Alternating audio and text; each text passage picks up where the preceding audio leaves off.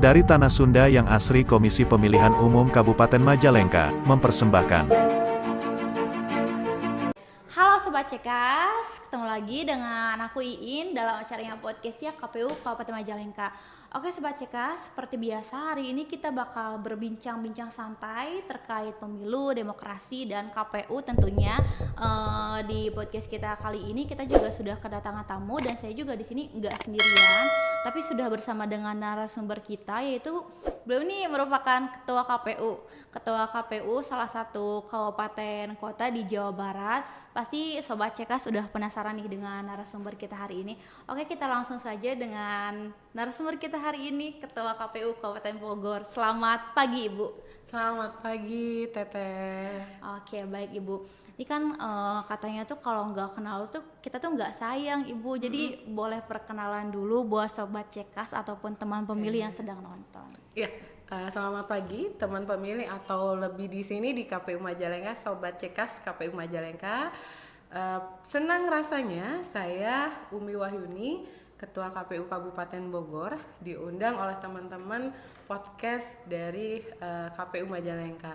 Saya baru pertama kali datang juga sudah lihat luar biasa nih teman-teman, sudah punya ruang podcast yang luar biasa dan bisa menjadi salah satu contoh buat teman-teman KPU yang lain ini.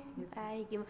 Ibu pertama kali apa? Sudah pernah ya Bu ke Majalengka waktu itu? Iya, waktu ini kali kedua ya. Saya baik, datang kali ketiga malah ya, karena yang pertama waktu peresmian. Waktu peresmian, kemudian kemarin Rapim dan hari ini gitu. Oke, baik Ibu. Boleh nih Ibu, kita sharing terkait program di KPU Kabupaten Bogor dengan, kan kalau di KPU Kabupaten Majalengka juga kita juga sudah ada beberapa program ya Ibu di tahun 2021 juga sekarang tahun 2022. Nah, mungkin bisa jadi ajang acuan buat kita juga belajar. Mungkin kita juga bisa belajar dari KPU Kabupaten Bogor. Boleh nih Ibu sharing terkait program-program yang ada di KPU Kabupaten Bogor sekarang. Iya, KPU Kabupaten Bogor itu menjadi jumlah pemilih yang terbesar untuk tingkatan Kabupaten Bogor, untuk tingkatan Indonesia, untuk tingkatan kabupaten. Nah, kemarin di pemilu 2019 kita punya 3.472.622 pemilih. Bahkan kalau kita urutkan di provinsi, kita menjadi urutan ke-14 teh. Jadi begitu besarnya jumlah pemilih di Kabupaten Bogor. Saya nggak tahu nih di Majalengka berapa nih di DPT-nya? 1.200.000-an kurang lebih seperti segitu sih Bu. 1.200.000. Artinya KPU Kabupaten Bogor mengelola 3 kali lipat jumlah DPT pemilih di Majalengka gitu ya. Nah, ini menjadi satu tantangan besar buat kami di Kabupaten Bogor, karena tadi mungkin teman-teman KPU Kabupaten Kota yang lain dengan jumlah pemilih yang tidak sebesar kita harus mempersiapkan apalagi di tahun 2024 nanti kita menghadapi 2 agenda penting. Di 14 Februari kita punya pemilu dan di tanggal 7 November nanti kita akan melaksanakan pemilihan serentak. Artinya 2 momentum ini menjadi persiapan bagi kami KPU Kabupaten Bogor hari ini sudah running. Kita sudah mempunyai, baik itu ada 3 yang kita siapkan. Yang pertama, peningkatan SDM kita gitu ya. Kemudian kita meningkatkan bagaimana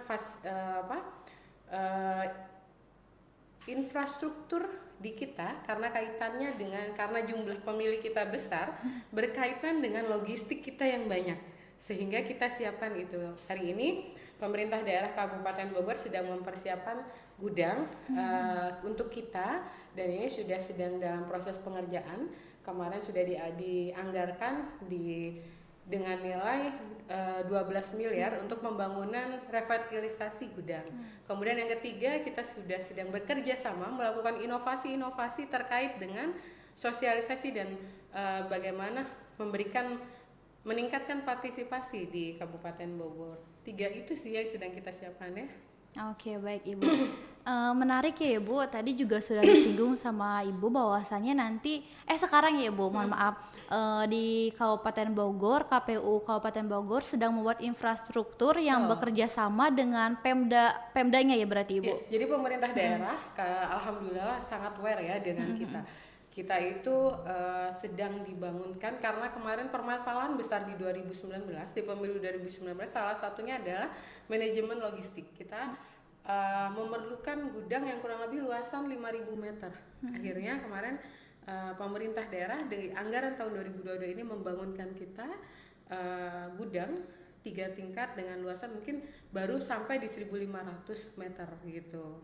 Oke, baik. Mungkin boleh nih Ibu sharing-sharing juga terkait di Kabupaten Bogor sendiri, KPU Kabupaten Bogor, hubungannya dengan pemerintah daerahnya seperti apa sih Ibu? Apalagi sekarang udah menjelang pemilu ya Ibu, di mana kita juga butuh dorongan dari semua pihak, salah satunya dari Pemdanya. Betul. Pemerintah daerah memang kalau sesuai dengan undang-undang di dalam Undang-Undang Pemilu nomor tahun 2017 juga mempunyai berkewajiban memfasilitasi kita dalam mensupport kegiatan-kegiatan yang fungsinya untuk di pemilu kita. Alhamdulillah Kabupaten Bogor selama ini bersinergi tidak hanya dengan pemerintah daerah tapi juga dengan teman-teman legislatif. Setiap tahun kita punya hibah non pemilihan. Tahun ini kita diberikan hibah 2 miliar untuk non pemilihan dan dibangunkan gudang kemarin itu dengan anggaran 12 miliar gitu. Mudah-mudahan tahun ini selesai sehingga nanti setengah permasalahan untuk manajemen logistik kita sudah selesai. Amin, gitu. amin. Biar nanti pemilu 2024 kita bisa lancar. Betul sekali. Oke, baik Ibu. Ini tadi juga sudah disinggung ya Ibu, bahwasanya di Kabupaten Bogor itu merupakan salah satu jumlah pemilih dengan terbesar di kabupaten se-Indonesia ya Ibu. Setingkat kabupaten di Kalau Indonesia. Kalau ditingkatkan dengan provinsi kita urutan ke-14 Kabupaten Bogor itu. Aduh, banyak banget itu Ibu. Apalagi berhubungan dengan data-data. Nih Ibu, pasti kan yang namanya kita dalam bekerja, apalagi ngurus-ngurus DPT, jumlah pemilu, ada tantangannya sendiri. Apalagi kan KPU Kabupaten Bogor tuh DPT-nya tuh terbesar se-Indonesia di kabupaten. Nah, mungkin bisa sharing apa sih Bu tantangannya yang dihadapi KPU Kabupaten Bogor dan strategi untuk menghadapi itu semua? Iya, tadi kita sekarang mungkin kalau teman-teman KPU Kabupaten Kota masih tertidur, kita Kabupaten Bogor sudah berlari dari tahun kemarin ya, karena tadi dengan beban kerja kita yang hampir 3 kali lipat dengan kabupaten kota lain mewajibkan kita menyadari tidak mungkin kalau kita tidak melakukan sinergi dan mempersiapkan semaksimal dan optimal sedini mungkin. Sehingga tadi kalau infrastruktur kita sudah berusaha untuk melakukan pencukupan nanti dengan gudang logistik. Kemudian peningkatan SDM, kita dengan keterbatasan dengan jumlah SDM yang sama dengan kabupaten kota lain, terus meningkatkan SDM teman-teman. Kan mungkin kalau di Sosparmas kita juga sudah punya Better namanya ya. Kita alhamdulillah kemarin kan RPP kita juara 1 nih se-Jawa Barat ya untuk digital. Kita punya namanya RPP digital dengan tagline Better, Bogor Electoral Technology and Research. Teknologi and Research kita menggunakan beberapa aplikasi yang sudah kita buat gitu ya. Kemudian riset tahun ini kita sedang mempersiapkan buku riset kita yang keempat. Kita setiap tahun teman-teman baik itu komisioner kita paksakan kita melakukan riset gitu. Jadi setiap tahun ada buku yang kita keluarkan. Ini kita mempersiapkan buku keempat tentang pemilih. Kalau yang tahun pertama kita kemarin tentang partisipasi, tahun kedua kita tentang daerah pemilihan, kemudian tahun ketiga kemarin kita tentang manajemen logistik, tahun keempat hari ini kita sedang melakukan riset dan juga akan mengeluarkan buku yang keempat gitu. Itu ada beberapa inovasi-inovasi, termasuk salah satunya podcast ya. Mungkin teman-teman Cekas jangan lupa kalau lihat YouTube-nya KPU Kabupaten Bogor, jangan lupa juga di subscribe, like and comment gitu. Nanti kita saling like dan subscribe. Jangan lupa juga harus di like and subscribe dari teman-teman di KPU Majalengka. Oke, baik Ibu. Untuk riset sendiri, kan tadi juga sama Ibu sudah jelaskan bahwa saya riset setahun sekali Ibu di KPU Kabupaten Bogor. Ya. Itu kerjasama Ibu dengan universitas atau memang dari KPU Kabupaten Bogor sendiri, dari komisioner-komisionernya dalam menghasilkan riset itu? Iya, jadi di dalam internal kita sudah punya sebuah komitmen untuk melakukan peningkatan literasi demokrasi kita gitu ya. Dan kita salah satu bentuk komitmen kita untuk meningkatkan literasi itu adalah dengan menuliskan buku di setiap tahun. Nah, ada yang di tahun pertama kita kerjasama dengan teman-teman karena tim partisipasi masyarakat dengan teman jurnalis di Bogor. Kemudian yang kedua, buku tentang daerah pemilihan ini hasil riset kita sendiri, internal kita. Yang ketiga kemarin manajemen logistik juga itu adalah hasil riset kita bersama dengan pemerintah daerah. Hari ini tahun ini kita sedang melakukan riset tentang pemilih. Kita menggandeng salah satu universitas di Bogor, gitu. Baik Ibu. Memang keren sekali sih ini inovasinya selama saya Karena harus ke podcast Bogor nih. baru kali ini dengar ada riset tahun sekali ini. Kita paksakan jadi nanti di periode kita hari ini di tahun kelima nanti ada buku lagi. Jadi setiap tahun kita mewariskan dan menuliskan buku nih komisionernya gitu. Harus main-main nih kayak Hayu, KPU Kabupaten hayu, Majalengka hayu, juga. wajib, KPU wajib. Kabupaten Bogor biar Wajib. saling belajar juga Ibu. Oke, baik Ibu.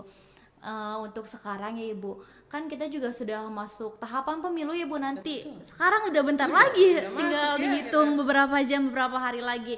Nah, untuk KPU Kabupaten Bogor sendiri, apa aja sih persiapan yang dihadapi dalam menghadapi tahapan verifikasi pemilu ini?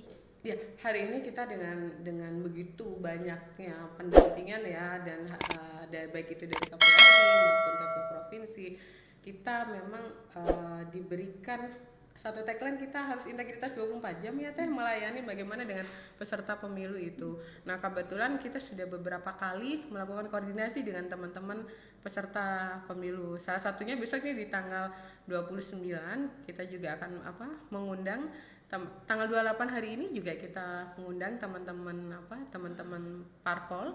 Tanggal 29 besok juga kita mengundang teman-teman parpol lagi berkaitan dengan sosialisasi bagaimana penggunaan sipol. Karena apa? Karena kita berpikir ketika informasi itu utuh disampaikan kepada teman-teman partai politik, insya Allah teman-teman juga akan lebih mengetahui informasinya lebih banyak, sehingga itu memudahkan teman-teman kan ketika melakukan proses dalam menggunakan sipol ya gitu.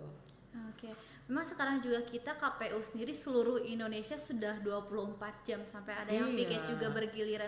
Jadi Iya, nanti iya. Buat teman pemilih ataupun sobat cekas dimanapun berada gitu, kalau sepertinya butuh informasi terkait pemilu bisa langsung saja datang ke KPU atau hubungi di media sosial kami baik di Instagram, Facebook ataupun Twitter.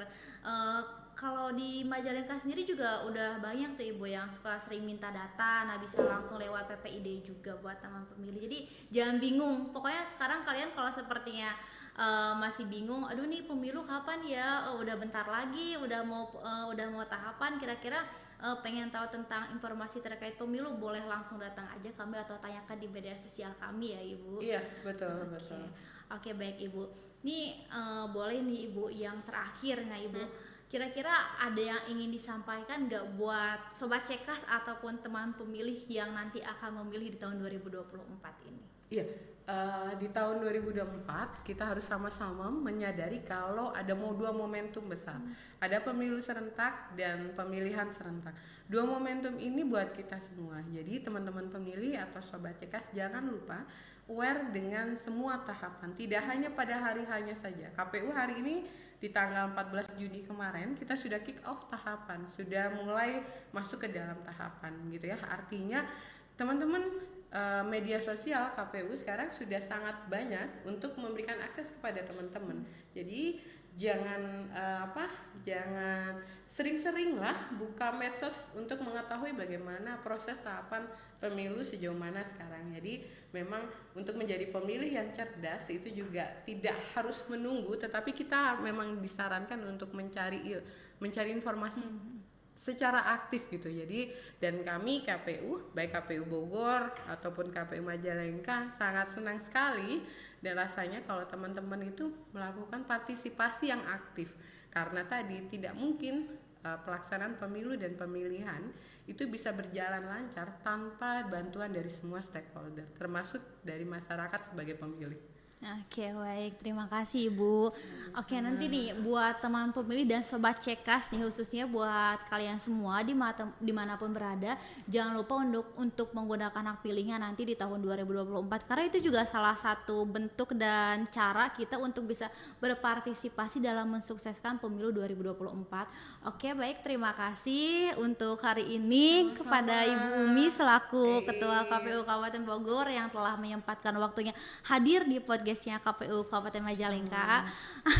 Semoga kedatangan Ibu di Majalengka ini tuh bisa meninggalkan kesan yang baik. Kalau yang buruknya kita buang aja, Ibu. Ya. Majalengka ini menarik ya.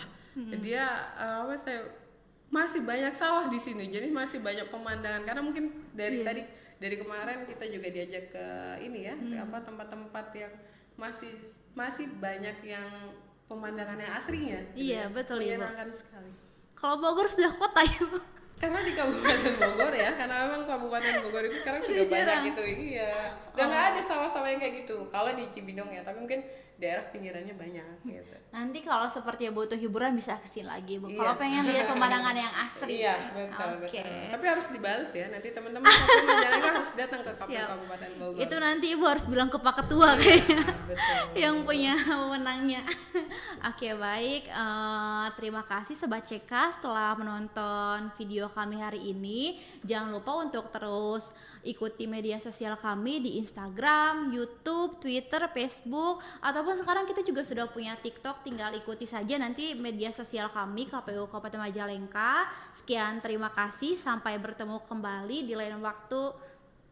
Boleh ke sini dulu.